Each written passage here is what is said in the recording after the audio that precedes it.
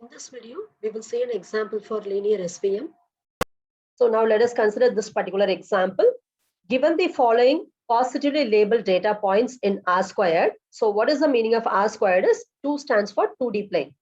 So we are going to consider a two-dimensional plane, which is having 4 different points given by X and Y. And these points are going to determine positively labeled data points. Similarly, following negatively labeled data points are also given in the same plane R squared. So now our aim is we need to discover a simple SVM that accurately determines the two classes. That is nothing but it has to differentiate the two classes by means of the hyperplane. So by applying SVM concept, we need to learn the parameters of the hyperplane, then we have to draw the hyperplane. Now the points are given as a plot. So if you consider, we have two different colors in the plot. One is the blue color, which is going to tell one class of output, and another is red color square boxes. They are going to tell second class of output. Now we have to draw a decision boundary that is nothing but hyperplane separating these two classes. And you should understand why it is called as linear SVM, because we can draw a single straight line which is going to differentiate the two classes. So it comes under linear SVM model. So now first we have to select the support vectors because they are going to determine your hyperplane. So how to select the support vectors? So support vectors are nothing but once the points are given, here the points are given like this. You see which points of opposite classes are closer to each other. So one class is blue color and the other class is red color. So in red color, this point is near to the other class. Similarly, in the blue color, these 2 points are near to the other class. So now I am going to select these 3 points as the decision boundary points. They are called as support vectors. So now I'm going to select 3 support vectors, and that is written by the yellow color circle. So first support vector, if you consider, it is 1, 0. It's nothing but this particular point where x is equal to 1 and y is equal to 0. So that is the meaning of this point. And then S2 is nothing but the second support vector where x is 3 and y is 1. So this is the second support vector S2. And the third support vector is S is 3, y is minus 1. This is a third support vector. Now we are going to determine the hyperplane. So that is done with the help of these 3 support vectors. So here also we are going to argument this support vectors with the 1 for the bias value. Therefore, your S1 will become S1 tilde. To differentiate, we are introducing tilde symbol. And 1, 0 will now become 1, 0, 1. And S2 is 3, 1. Therefore, S3 tilde will be 3, 1, 1. And S3 is 3 minus 1. Therefore, S3 tilde will be 3 minus 1, 1. In all the 3 cases, last I have added 1 for the bias value. So after forming the 3 vectors, now we are going to find out the parameters. So we are going to learn alpha I. So what is this alpha I? How many alpha I you have to learn? That is equal to number of support vectors. We have 3 support vectors. Therefore, we have to learn 3 different alpha values. Alpha 1, alpha 2, and then alpha 3. Now we are going to write the equation. So if you consider the first equation, that is related to the support vector 1. Okay, S1 tilde. Okay, so if you see that there are 3 different terms in this. Why we have 3 terms is because we have 3 different support vectors. Okay, but in the first term, you see the second component, always we will have S1 tilde because it is related to support vector 1. And the second equation is related to support vector 2. So the second component is S2 tilde in that equation. And third equation is related to support vector 3. So the second component will be S3 tilde in all the 3 terms. Now, what about the first term in all the equations? If you consider the first term here, we have 3 different alpha values to be learned, alpha 1, alpha 2, alpha 3. So the first component will be alpha 1 S1 tilde.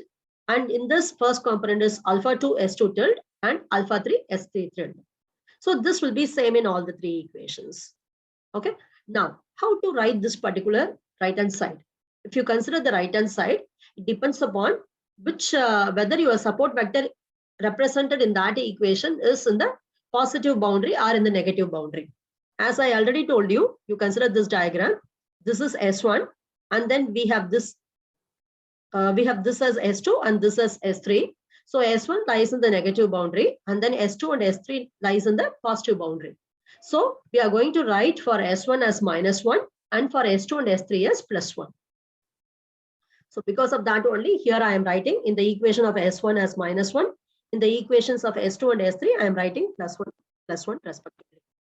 Now we are going to compute by substituting the particular values. So here this dot represents that we are going to perform dot product. So let me consider the first equation. I have to find this by substituting the values of S1, S2 and S3 tilde.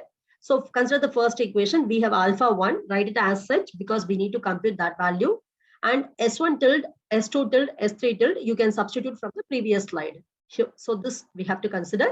S1 tilde is 101, S2 tilde is 311, S3 tilde is 3 minus 11. So substitute the values in this. So you will get this equation. Now let us see from this how to write this particular equation. So consider the first equation. So in this, between these two, we have the dot product. So find out the dot product. Dot product of two vectors can be found by adding the corresponding terms together, multiplying the corresponding terms and adding them together. So now for the first equation, I can write alpha 1 multiplied by, you see, first two terms you multiply together. So 1 multiplied by 1 plus 0 multiplied by 0 plus 1 multiplied by 1. So take the corresponding terms, multiply them, and everything should be added. So I am getting now alpha 1 multiplied by 1 plus 0 plus 1. Similarly, for the second term alpha 2, we can write alpha 2 multiplied by 3 multiplied by 1 plus 1 multiplied by 0 plus 1 multiplied by 1. So we have now alpha 2 multiplied by 3 plus 0 plus 1. And for the third term, we have now alpha 3 multiplied by 1, then minus 1 multiplied by 0, then 1 multiplied by 1. So we have this now. That is equal to -1. Likewise, you write the remaining two equations. Once you do that, you will be getting now 3 different equations. And simplify those 3 equations so that you can find the value of alpha 1, alpha 2, and alpha 3. When I solve this, I'll getting the value of alpha 1 as minus 3.5, alpha 2 as 0.75, and alpha 3 as 0.75. So once you know the value of alpha 1, alpha 2, and alpha 3, then you can write the weight vector W tilde. Okay, so this is a weight vector. And this weight vector can be written as summation of I, alpha I, Si tilde. So here we have 3 different support vectors. Therefore, we will have I is equal to 1 to 3. Okay, so now first I am going to write alpha I multiplied by Si, alpha 1 multiplied by S1 tilde. So alpha 1 is learned in the previous slide. If you see the value of alpha 1, this is minus 3.5. So substitute all the 3 values here. So for alpha 1, I'm substituting minus 3.5, and S1 tilde we know 101.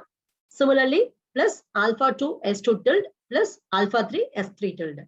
Then you add all the terms together and then find out the single vector. So it's nothing but minus 3.5 multiplied by 1 plus 0.75 multiplied by 3 plus 0.75 multiplied by 3. This is the first component in this. Similarly, you can find out the second component by considering the second row, third component by considering the third row. So finally, I'm getting the value as 102 minus 2. So this is now my W, which is nothing but the weight vector. So now what is there in the W? So here we have already augmented our support vectors with 1 at the end. That is related to the bias term. Therefore, in our weight vector also, the last value is related to bias. Remaining 2 values are related to weight vectors W1 and then W2. Because we have 2 features now, therefore we will have 2 weight vectors. For every input feature, we will have 1 weight value. So here, since we have 2 different features, we have 2 values for the weight vector.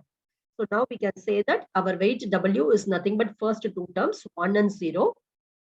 And then this bias is now the last term, that is nothing but B is equal to minus 2. Now we can write the equation of the separating hyperplane by applying this formula, y is equal to Wx plus B. So in this, if you consider the W value, the second number is 0 and the first value is 1. If you have W like this, the hyperplane will be parallel to the y-axis.